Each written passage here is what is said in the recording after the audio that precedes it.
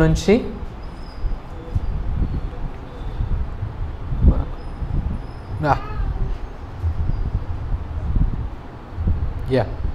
28 నుంచి 35 వరకు మనం చదువుకుందాం. ఎవరైనా గట్టిగా చదివి వినిపించగలరు?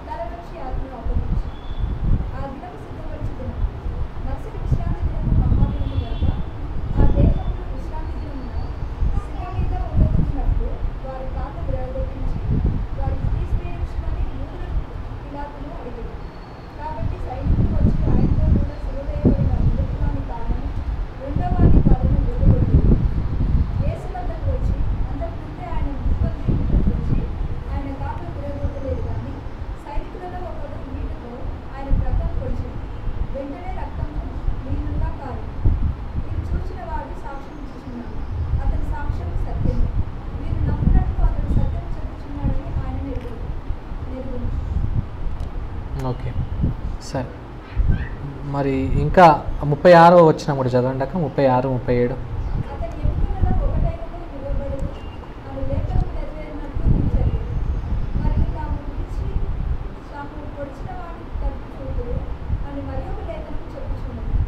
ఓకే, చాలు. ఇక్కడ మనము 28 నుంచి మనము 37 వరకు చదువుకున్న లేఖన భాగంలో మనం చూసుకున్నట్లయితే ఏ విధంగా యేసుక్రీస్తు చివరిగా మరణించాడు, ఏ విధమైన సంఘటనలు మరి యోహాను భక్తుడు రాస్తున్నట్టు మనము చూస్తూ ఉన్నాము. సాక్ష్యం ఇచ్చుచున్నవాడు అనగా ఆయన ఎవరి గురించి మాట్లాడుతున్నాడు? తన గురించి తానే. యోహాను, అపోస్తుడైన యోహాను, శిష్యుడైన యోహాను తన గురించి మాట్లాడుకుంటూ ఏమంటున్నాడంటే, ఆయన అక్కడ సిలువ దగ్గర ఉండి ఇవన్నీ చూశాను, నేను సాక్ష్యం ఇచ్చుచున్నాను, నేను ఒక ఐ విట్నెస్ని అని చెప్తూ ఈ సాక్ష్యం ఇస్తున్నాడు. ఎందుకు ఈ మాటలు చెప్తా ఉన్నాడంటే, ప్రాముఖ్యంగా సువార్తలలో యేసుక్రీస్తు యొక్క మరణం గురించి ఎందుకు మరి స్పష్టంగా రాయబడి ఉందంటే, మరి సువార్తలలో ప్రాముఖ్యమైన భాగం ఏంటంటే యేసుక్రీస్తు యొక్క మరణం. ఇది గుర్తుపెట్టుకోండి. సువార్త అంటే కేవలము నమ్ముకుంటే నువ్వు పరలోకం పోతావు, చనిపోతే నరకం, నమ్ముకోకుండా నువ్వు చనిపోతే నువ్వు నరకం పోతావు అనడము సువార్త కాదు. సువార్త అంటే దేవుని యేసుక్రీస్తు యొక్క జన్మ గురించి, జీవితం గురించి, శ్రమల గురించి, ఆయన యొక్క మరణ పునరుత్థానం గురించి చెప్పడమే సువార్త. అందుకే సువార్తలు అని 4 సువార్తలు ఉన్న తర్వాత మొత్తం యేసయ్య గురించే రాయబడి ఉంది. ఇది తెలుసుకొనే మనుషులు, వ్యక్తులు ఏమవుతున్నారు? దేవుని దగ్గరికి వస్తున్నారు, మారుతున్నారు. ఓకే, సో ఆయన మరణం అనేది చాలా క్రూషియల్ సెంట్రల్ పాయింట్. ఎందుకంటే ఆయన వచ్చిందే మరణించడానికి. సువార్తలు అన్నీ స్పష్టంగా ధీటుగా బల్లగుద్దినట్టు చెప్తున్న మాట ఏంటంటే యేసయ్య చనిపోయాడు అని. ఎందుకు అంటే చాలామంది అప్పట్లోని అబద్ధ బోధలు చాలా వరకు వచ్చేసి ఏమంటున్నారంటే యేసుక్రీస్తు అనేవాడు చనిపోలేదు, ఆయనను చనిపోకముందే ఆయనను సిలువ నుండి కిందికి తీశారు, అందుకే ఆయన బ్రతుకున్నాడు అని కొంతమంది అప్పటికే అబద్ధ బోధలు కూడా చెప్పడము సాగుతుంది. అందుకు అపోస్తుడైన యోహాను, శిష్యుడైన యోహాను, దేవుడు యేసయ్య ప్రేమించుతున్న యోహాను సాక్ష్యం ఇస్తున్నాడు ఏంటంటే, నేను నా కళ్ళతో చూశాను, యేసుక్రీస్తు ప్రభుల వారు చనిపోయారు. నేను ఈ మాట ఎవరో చెప్తే చెప్పట్లేదు, నేను స్వయంగా చూసి ఇది రాస్తున్నానని ఇక్కడ సాక్ష్యం ఇస్తున్నాడు. ఓకే, హల్లెలూయా. సో అర్థమవుతుందా? సో కాబట్టి ఈ విధంగా ఒక స్పష్టతతో చెప్తా ఉన్నాడు. ఆ స్పష్టత మరి ఇంకా క్లారిటీగా చెప్పడానికి మరి ఏమేమి అక్కడ విషయాలు చేశారు అని ఇక్కడ వివరిస్తూ ఉన్నాడు. సో ఇవి చాలా గొప్పగా ఉన్నాయి. ఒకటి ఏంటంటే ఈరోజు మనం చూసుకోబోయే అంశం ఏంటంటే యేసుక్రీస్తు మరణం ద్వారా ఏమైంది. యేసుక్రీస్తు మరణం ద్వారా ఏమైంది అంటే యేసుక్రీస్తు మరణం ద్వారా లేఖనము నెరవేరబడ్డది. లేఖనము వివరిస్తున్నట్టు ఆ యొక్క పాప పరిహారార్థ బలి ఏదైతే అవసరమై ఉండేనో అది కూడా నెరవేరబడ్డది. అది కూడా ఫుల్ఫిల్ అయింది ప్రతి ఒక్కరి జీవితంలో. అది నమ్మిన వారికి ప్రతి ఒక్కరి జీవితంలో అది నెరవేరబడ్డది. కాబట్టి అందుకే ఇక్కడ ఏమంటున్నాడంటే 28వ వచనంలో మనం చూసుకున్నాం కదా, 19వ అధ్యాయము మనం అన్నీ చూసుకున్నట్లయితే ఏ విధంగా పిలాతు కానీ యూదులు కానీ అందరూ వాళ్ళు కోపంతో, క్రోధంతో, కక్షతో, కసితో యేసయ్యను చంపాలనుకున్నప్పటికీ వాళ్ళ యొక్క నిర్ణయాల వల్ల కంటే యేసుక్రీస్తు నిర్ణయం వల్ల, ఆయన చిత్తం వలన ఇవన్నీ జరుగుతున్నట్టు మనము చూస్తూ ఉన్నాం. ఇక్కడ కూడా యోహాను భక్తుడు అదే చెప్పడానికి ప్రయత్నం చేస్తూ ఉన్నాడు. ఇవన్నీ లేఖనాలు నెరవేరడానికే ఆయన అని చెప్తా ఉన్నాడు. అందుకే ఇక్కడ ఏమంటున్నాడు ఒక మాట 28వ వచనంలో ఏమంటున్నాడు, లేఖనం నెరవేరునట్లు అటు తర్వాత సమస్తం అప్పటికి సమాప్తమైనదని యేసు ఎరిగి లేఖనము నెరవేరునట్లు. ఓకే, సో కాబట్టి యేసుక్రీస్తు ప్రభుల వారు సిలువలో ఉన్నప్పుడు కూడా ఏంటి, సిలువ పైన వేలాడుతున్నప్పుడు కూడా ఆయనకున్న ఆలోచన ఏంటంటే, నేను ఈ చివరి క్షణాలలో కూడా నేను ఏం చేయాలి, లేఖనాలను నెరవేర్చాలన్న ఆలోచన ఆయనకున్నది. హల్లెలూయా. ఎందుకు అంటే ఆ లేఖనం నెరవేరడం వల్ల మనం ఇదివరకు కీర్తనలో వాక్యంలో మనం చదువుకున్నట్టు ఆయన కార్యం ద్వారా మనల్ని సంతోషపరచడానికి, ఆయన లేఖనం నెరవేర్చడం ద్వారా మన పట్ల కార్యం జరిగింది. ఆ కార్యం ద్వారా మనకు సంతోషకరమైన కార్యం జరగడానికి మరి యేసుక్రీస్తు ప్రభుల వారు లేఖనాలను నెరవేర్చడానికి మరి ఈ కార్యాలను చేస్తున్నట్టు మనం చూస్తూ ఉన్నాం. అయితే నేను ఈ రోజైతే నేను దప్పికొనుచున్నానన్న మాటను కానీ సమాప్తమైన అన్న మాటను కానీ నేను మాట్లాడను. ఇవి మాట్లాడితే సురేష్, మహేష్ హర్ట్ అవుతారు. ఎందుకంటే వాళ్ళు గుడ్ ఫ్రైడే రోజు వాళ్ళు ఈ మాట చెప్పాలి కాబట్టి ఆ మాటను నేను ఎక్కువ మాట్లాడకుండా మిగతా మాటలను మనము పరిశీలించుకుందాం. సో ఇక్కడ లేఖనం నెరవేరునట్లు ఏమంటున్నాడు, తప్పికొనుచున్నానన్న మాట మాట్లాడుతున్నాడు, సమాప్తమైనదన్న మాటను మాట్లాడుతున్నాడు. ఆ చిరుక పుచ్చుకోవడం కూడా మనం చూసుకున్నట్లయితే లేఖనము నెరవేరునట్లు అది జరుగుతూ ఉంది. కీర్తనలు 60, 61, 62 ఆ కీర్తనలో రాయబడిన మాటని ఇక్కడ సూచిస్తూ ఇక్కడ మాట్లాడుతూ ఉన్నాడు. ఓకే, ఏమని, ఆ చిరుకను పుచ్చుకొని సమాప్తమైనదన్న మాట. సో అన్ని విధాలుగా యేసుక్రీస్తు ప్రభుల వారు ఏం చేస్తూ ఉన్నారంటే, అంత శ్రమ పొందుకున్నప్పటికీ లేఖనాలను నెరవేర్చడానికి సిద్ధ మనస్సు కలిగి ఉన్నాడు. హల్లెలూయా, హల్లెలూయా. సో కాబట్టి మనము ఈ యొక్క సత్యాన్ని జ్ఞాపకం చేసుకుంటే లేఖనాలు కూడా మనకు చాలా వాక్యాలు మనల్ని కొన్ని సరైన దారిలో నడిపించడానికి, విధేయతను కనపరచడానికి అనేకమైన లేఖనాలు మనకు ఉన్నాయి. అయితే విధేయతను మనము ఎప్పుడెప్పుడైతే మనం చూపిస్తామంటే, ఎప్పుడైతే ఆ యొక్క లేఖనము వివరిస్తున్న విధేయత మనకు అనుకూలంగా ఉందో అప్పుడే మనం ఏం చేస్తాం, దానికి విధేయతను కనపరుస్తాం. కానీ ఇక్కడ చూస్తే యేసుక్రీస్తు ప్రభుల వాళ్ళు వేలాడుతున్నారు సిలువలో. వేలాడుతూ అతి కఠినమైన కష్టమైన పరిస్థితిలో వెళ్ళుకుంటూ కూడా ఏం చేస్తున్నాడు, అన్కంఫర్టబుల్ సిచ్యువేషన్లో కూడా సౌకర్యంగా లేదు సిలువలో వేలాడడం. ఎలా ఉంది జ్ఞాపకం చేసుకుంటాను. అటువంటి తీవ్రమైన పెయిన్ పొందుకుంటూ కూడా యేసుక్రీస్తు ప్రభుల వారు లేఖనాలను నెరవేర్చడానికి ఆలోచన కలిగి ఉన్నాడు. హల్లెలూయా. కాబట్టి విధేయత అనేది కేవలం మనకు అనుకూలంగా ఉన్నప్పుడే కాదు, కానీ మనకు ప్రతికూలంగా ఉన్నా కానీ ఆయన లేఖనాలను మనం గ్రహించి దాన్ని మనము విధేయతను కనపరచడానికి మనము ముందుకు రావాలి. అటువంటి ఆలోచన మనము కలిగి ఉండాలి. ఇది ఎప్పుడూ మనం కలిగి ఉంటామంటే కేవలం దేవుని ప్రేమను మనము ఆస్వాదించినప్పుడే. ఒకవేళ దేవుని ప్రేమను మనం ఆస్వాదించకుండా, అనుభవించకుండా మనము ఏ విధేయతను, ఏ లేఖనాలను కూడా మనము నెరవేర్చాలి. హల్లెలూయా. సో కాబట్టి అది మనం జ్ఞాపకం చేసుకుందాం. రెండవదిగా మనం ఇక్కడ చూసుకుంటే అతి ప్రాముఖ్యంగా మనం స్ట్రెస్ చేసే మాటలు మనం ఇక్కడ జ్ఞాపకం చేసుకుందాం. ఏంటంటే ఇక్కడ ఆ దినము ఏంటంట, సిద్ధపరచు దినము అనగా దేనికి సిద్ధపరచు దినము, దేనికి సిద్ధపాటు దినము, విశ్రాంతి దినము. ఓకేనా, మరసటి విశ్రాంతి దినము. చదవండి 31వ వచనం.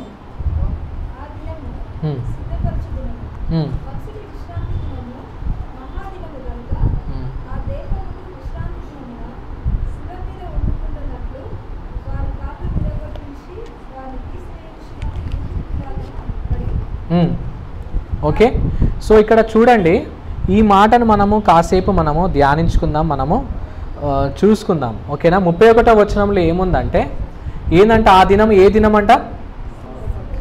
సిద్ధపరచు దినం. మరుసటి దినం ఏందంట? విశ్రాంతి దినం. మరుసటి దినం విశ్రాంతి దినం కాబట్టి ఆ విశ్రాంతి దినం అప్పట్లో ఏ దినం అన్నట్టు? సాటర్డే. ఓకేనా? అప్పట్లో ఇప్పటికీ కూడా విశ్రాంతి దినము సాటర్డేనే. ఓకేనా? యూదులు ఇప్పటికీ కూడా సాటర్డేనే పాటిస్తారు. ఓకే, సో అదొకటి. రెండవదిగా నెక్స్ట్ డే విశ్రాంతి దినము కాబట్టి వాళ్ళకి ఏం తొందర ఉంది? మరుసటి రోజు విశ్రాంతి దినమున ఏ బాడీ శిలువ పైన ఉండొద్దు, అది అపవిత్రమైనదని ఒక ఆలోచన.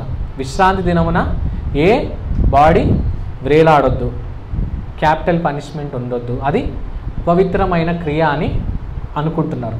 ఒకటి.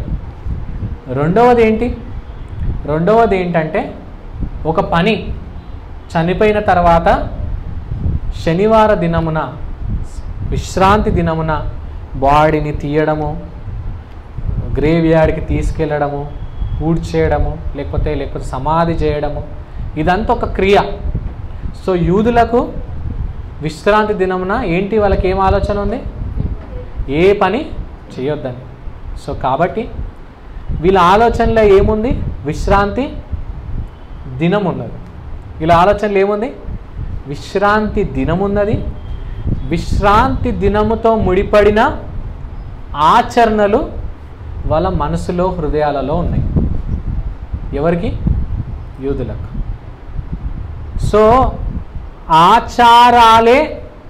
ఆచారాలు ఆచరించడమే ఒక పరిశుద్ధమైన క్రియ అని నమ్మడము ఈ యూదులు బాగా విశ్వసిస్తున్న విషయం. ఓకే, సో వీళ్ళు గ్రహించలేని కొన్ని సత్యాలు ఏంటంటే, యూదుల విశ్రాంతి దినమునకు ప్రభు ఎవరు? యేసుక్రీస్తు ప్రభు. అంటే విశ్రాంతి దినమునకు ఏమంటున్నాడంటే, యేసయ్య ఏమన్నాడంటే, విశ్రాంతి దినంన అది ఇది చేస్తున్నారంటే విశ్రాంతి దినంనకు ప్రభు ఎవరు? యేసుక్రీస్తు అని అక్కడ చెప్తా ఉన్నాడు. చెప్పి ఇక్కడ జ్ఞాపకం చేస్తూ ఉన్నాడు. అయితే ఇక్కడ విశ్రాంతి దినాన్ని ఆచరించడానికి బాగా ఆసక్తి కలుగున్నారు, కానీ విశ్రాంతి దినమునకు ప్రభు అయిన యేసుక్రీస్తును మాత్రం వాళ్ళు గ్రహించలేకపోతున్నారు, పూజించలేకపోతున్నారు. చూడండి, ఓకేనా? వ్యత్యాసం అర్థమవుతుందా? ఆ దినాన్ని బాగా శ్రద్ధతో ఆచరించడానికి ఆసక్తి కలిగి ఉన్నారు, కానీ ఆ దినానికి ప్రభు అయిన దేవుణ్ణి మాత్రము మర్చిపోతున్నారు. ఓకే, ఆ దినము కంటే ముందు పాపం చేయడానికి పూనుకొని అపవిత్రమైన పనులన్నీ అబద్ధాలాడి, వాళ్ళకి తెలుసు వాళ్ళ హృదయాలలో ఇది ఒక అబద్ధము, అబద్ధ సాక్ష్యాలు కూడా పెట్టించి అపవిత్ర పనులన్నీ చేసి,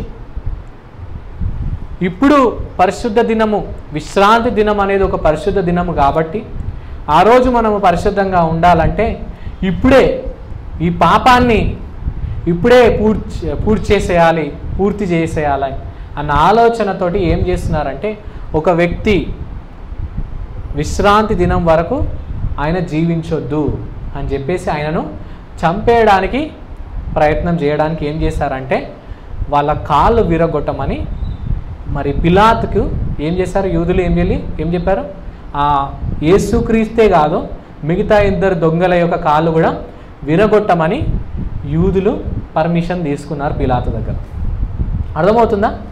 సో అప్పట్లో ఉన్న ఆచరణ ఏంటంటే, ఒకవేళ సిలువలో వేలాడితే, చంపేస్తే కొన్ని దినముల వరకు వదిలేస్తుండే. ఈ పక్షులు ఉంటాయి కదా, ఆకాశ పక్షులు, ఏంటవి? శవాలను తినే పక్షులు, ఏమంటారు? వల్చర్స్, రాబందులు. అవి వచ్చి తినేటి. అప్పట్లో ఒక 2-3 రోజులు అట్లా వేలాడుతుంటే వచ్చి తినేటి, చనిపోయిన తర్వాత కూడా. అంత ఘోరంగా వదిలేసేవాళ్ళు అనమాట, అంత ఘోరంగా వదిలేసేవారు. కాకపోతే ఇప్పుడు వచ్చేది విశ్రాంతి దినం, శుక్రవారం రోజు యేసుక్రీస్తుని సిలువేశారు.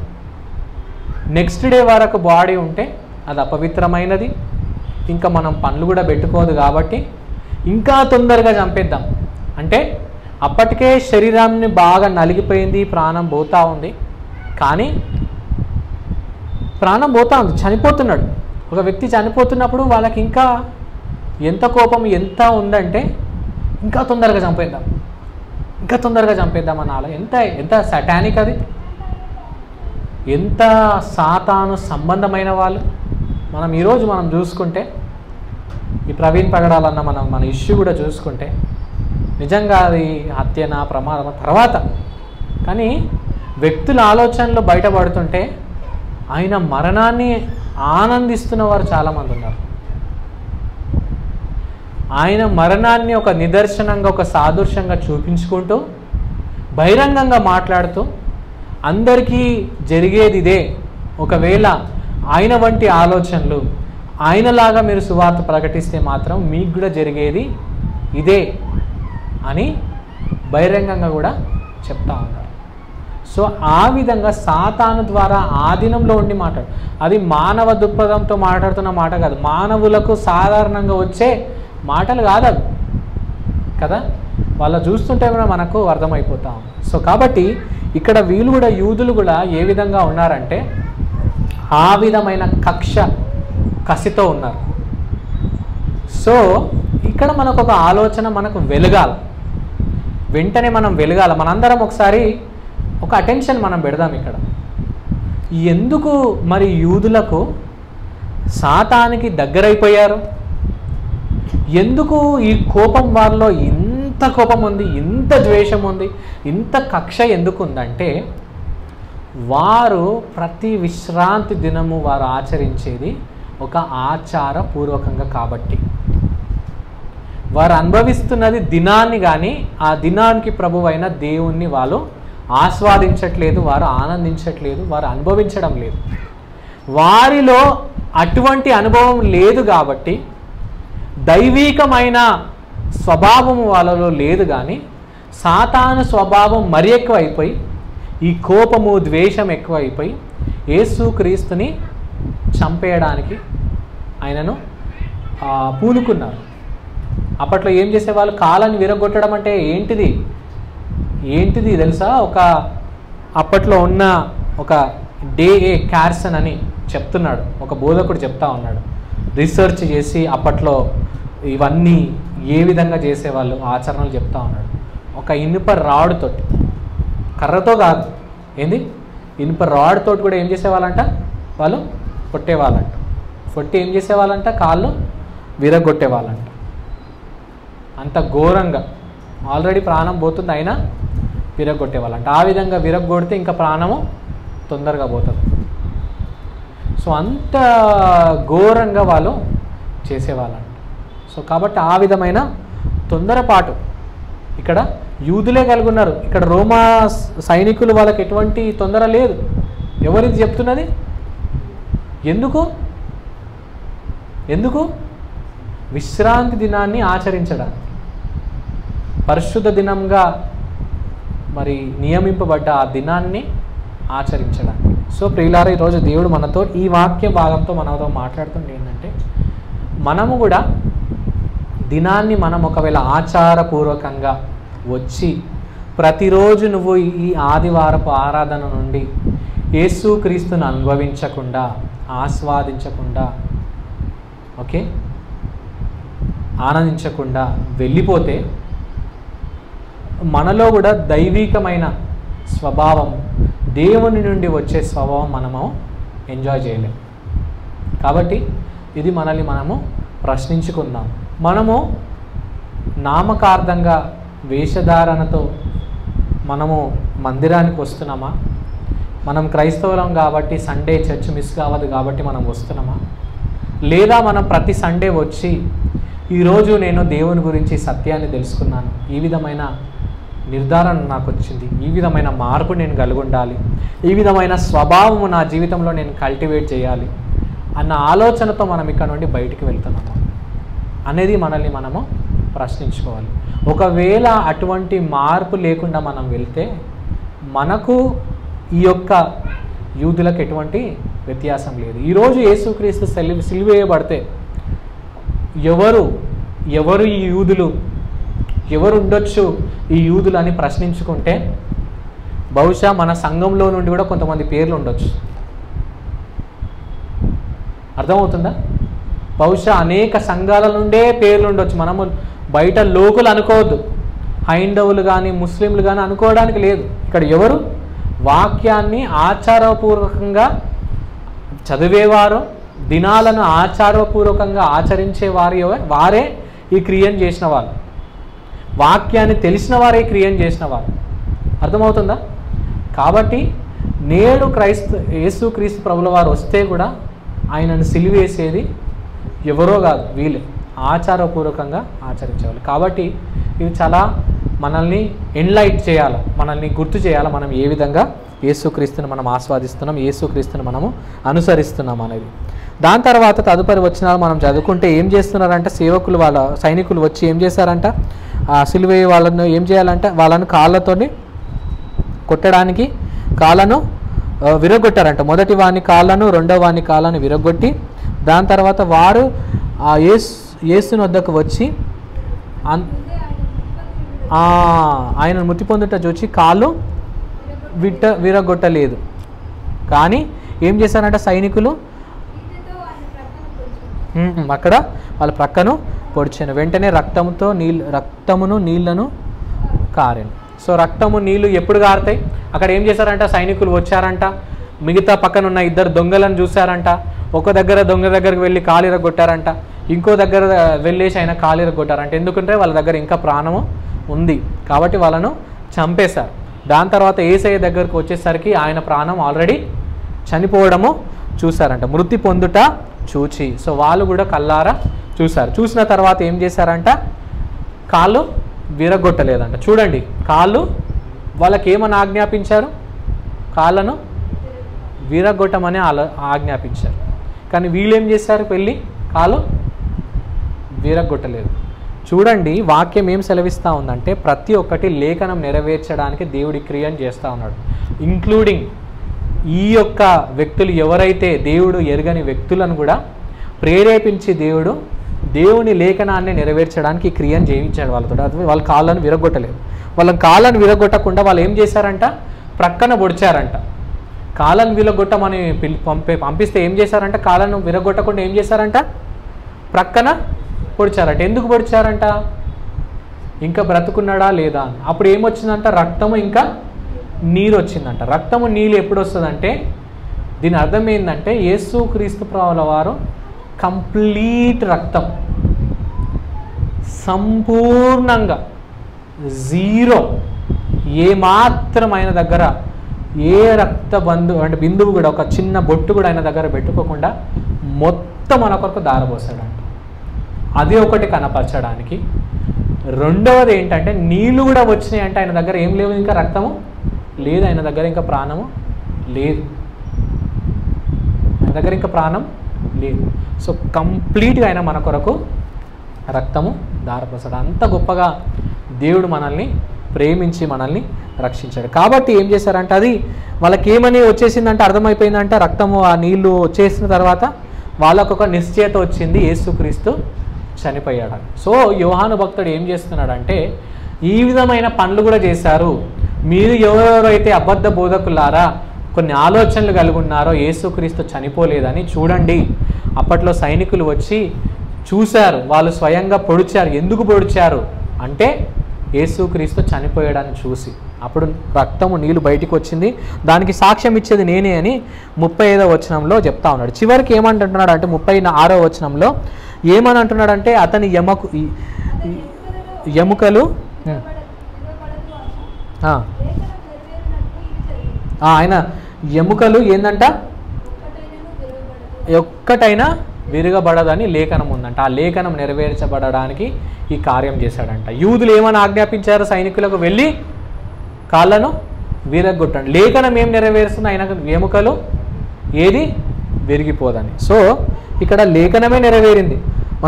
మనం చదువుకుంటే మనం అందరం కలిసి చదువుకుందాము. కీర్తనలు 34వ కీర్తన 20వ వచనం. దాని తర్వాత ఇంకొకరు ఎవరైనా నిర్గమకాండం 12వ అధ్యాయము 46వ వచనం.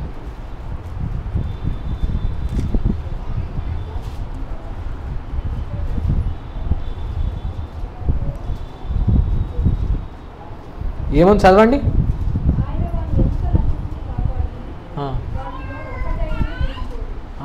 ఈ వాక్యం ఒక్కటైన ఎముకలను కాపాడువాడు అని ఇక్కడ వాగ్దానం ఏదైతే యేసుక్రీస్తు పట్ల చేశారో దేవుడు దాన్ని నెరవేర్చి వాళ్ళు విరగ్గొట్టడానికి వచ్చినా కానీ ఆ పరిస్థితులను తారుమారు చేసి అది విరగ్గొట్టకుండా దేవుడు కార్యం చేశాడు. ఓకే, అదే కాకుండా నిర్గమకాండము 12వ అధ్యాయము 46వ వచనంలో ఏముంది ఒకసారి చూడండి.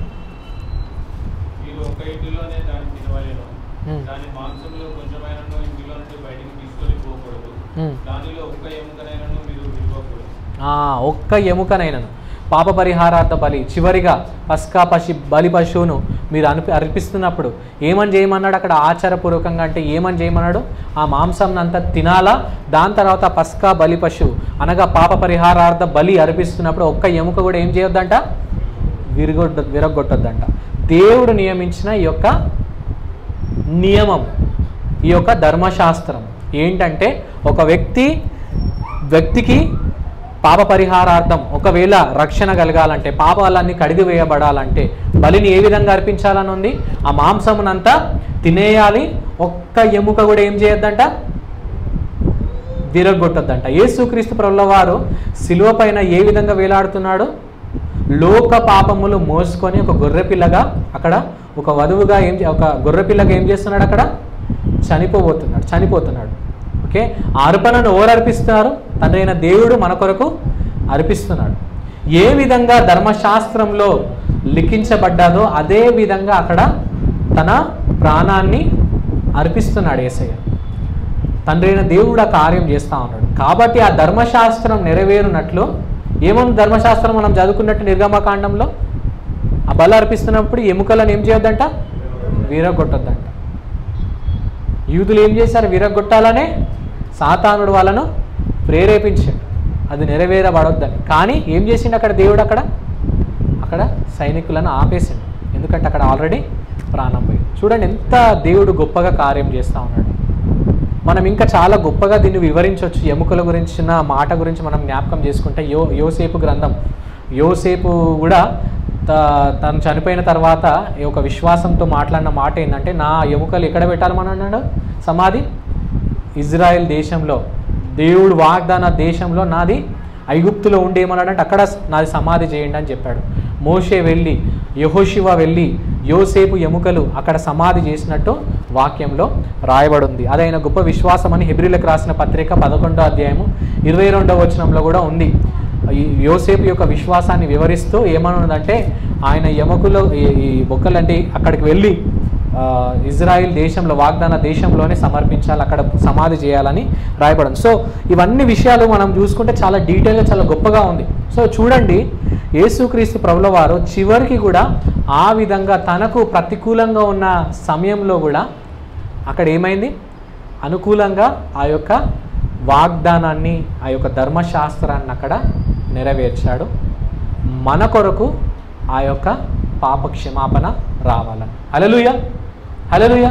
సో చూడండి, ఎంత కోపముతో, ఎంత ద్వేషముతో యూదులు చంపాలనుకుంటున్నారు, సాతాను సంబంధులై మరి అడ్డుకోవాలనుకుంటున్నారు. కానీ ఎంత నిష్ఠతో, ఎంత ప్రేమతో, ఎంత ఆలోచనతో, ఎంత ముందు ఆలోచనతో లేఖనం నెరవేరినట్లు దేవుడు అదేవిధంగా యేసుక్రీస్తు ప్రేమపూర్వకంగా మన కొరకు ఇట్టి కార్యం చేస్తున్నారో చూడండి. కాబట్టి ఈరోజు మనము గ్రహించాల్సింది ఏంటంటే, పరిస్థితులు మనకు సాతాను సంబంధి అయిన ప్రజలు మన మధ్యలో ఉన్నారు, అవునా కదా? చాలామంది మనం చూస్తున్నాం కదా, ప్రవీణ్ అన్న ఇష్యూలో చాలామంది ఇటువంటి వాళ్ళు ఉన్నారు. కానీ ఎంతమంది ఉన్నా కానీ దేవుని ప్రణాళికకు విరుద్ధంగా ఏది జరగదు. ఆమేన్, హల్లెలూయా. దేవుని ప్రణాళికను అడ్డుకునే మనగాడు సాతానుడు ఇంతవరకు పుట్టడు. హల్లెలూయా. చూస్తున్నాం కదా లేఖనంలో, వాళ్ళు అనుకున్న ఆలోచన ఒకటి, కాళ్ళు విరగొట్టాలని, కానీ వచ్చి విరగొట్టారా? విరగొట్టాలి. ఎందుకు విరగొట్టొద్దు? అక్కడ లేఖనము నెరవేరబడాలి కాబట్టి వాగ్దానం చేసిన దేవుడు ఖచ్చితంగా మన పట్ల కూడా అన్ని కార్యాలు చేస్తాడు. ప్రాముఖ్యంగా మనల్ని రక్షిస్తానన్న వాగ్దానం చేసిన వాడు ఖచ్చితంగా రక్షిస్తాడు. ఆయన కార్చిన ప్రతి రక్తము, ఆ బొట్టు, ఆ బిందువు, అది ఏదైతే ఉందో ఎవ్రీ డ్రాప్ అది వ్యర్థంగా పోదు. ఖచ్చితంగా మన పాపాలన్నీ కడిగేస్తాడు దేవుడు. అది ఖచ్చితంగా దేవుడు మన పట్ల నెరవేరుస్తాడు. అది ఎవరు అడ్డుకున్నా ఏది చేసినా కానీ కాదు. అందుకే నాకు అంత ఇష్టమైన వాక్యం ఏంటంటే, ఆయన ప్రేమ నుండి మనల్ని వేరు చేయవారు ఎవరు లేరు. కాబట్టి నేను ఏమంటున్నానంటే, ఇప్పుడు మన సిచ్యువేషన్ అంత లోకంలో చూస్తే భయాందోళన కలిగిన విషయమే. ఇట్లున్నారు, సాతాను సంబంధులు ఉన్నారు అని మనం భయపడవద్దు. మనకు ధైర్యం తెచ్చే మాట ఏంటంటే, ఈ మాటలు ఎన్నున్నా కానీ దేవుని ఆధీనంలోనే సమస్తం ఉంది. ఆయన అనుకునేదే చేస్తాడు. దేవుడు అనుకునేదే దేవుడు చేస్తాడు.